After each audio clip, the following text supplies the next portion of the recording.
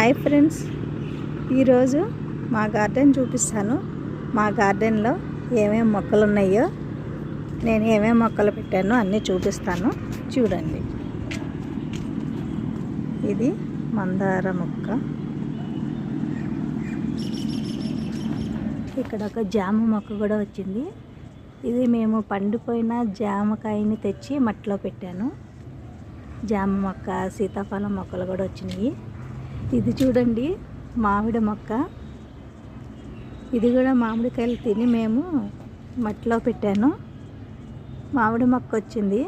ఇది కుండీలో పెరగదని తెలుసు, కానీ పూజ కన్నా ఆకులు వస్తాయి కదా అని ఈ మొక్కని ఇంక అట్లాగే ఉంచేసాను. ఈ ఆకులు ఎప్పుడన్నా పూజకి, పండగలకు యూజ్ చేసుకోవచ్చు కదా అని. ఇంకా ఇది చూసారండి, ఇది గోరింతాకు మొక్క.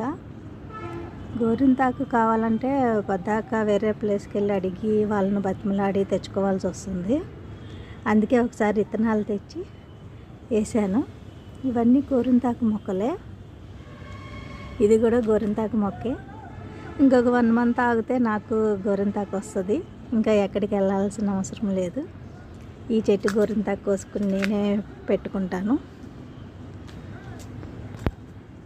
ఇవన్నీ గోరింతాకు మొక్కలే. విత్తనాలు వేసాను.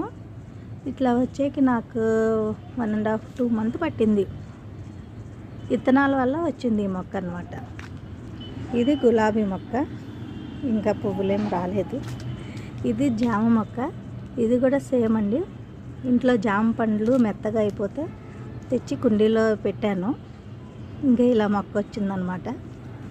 ఈ జామ మొక్క వచ్చాకి ఒక 3-4 months పట్టిద్ది. ఇది అప్పుడు పెట్టిందన్నమాట.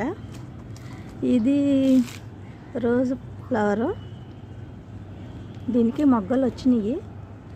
ఆల్రెడీ దీన్ని పువ్వులు చాలా వీడియోలు తీశాను, చూసారా? ఒక మొక్కకి ఎన్ని మొగ్గలు వచ్చినాయో. ఈ గులాబీ కలర్ కూడా బాగుంటుంది, చక్కగా పింక్ కలర్ ఉంటుంది. ఇంకా ఇక్కడ ఒక గులాబీ మొక్క ఉంది. ఇవి పువ్వులు వచ్చినాక నేను మళ్ళీ తీసి పెడతాను మీకు, ఈ పువ్వులు ఏం కలర్ ఉన్నాయని. ఇది మందార మొక్క. ఇది పుదీనా. మేము ఎప్పుడన్నా బిర్యానీలు చేసినప్పుడు నేను ఈ పుదీనాన్నే యూజ్ చేస్తాను. పుదీనా సపరేట్ బయట అంటే ఏం కొనను. ఇది చూడండి, ఇదంతా పుదీనానే. ఇంక ఇది కనకాంబరం మొక్క. ఇంకా అలా మనీ ప్లాంటు. దీంట్లో కొంచెం కనకాంబరం మొక్కలు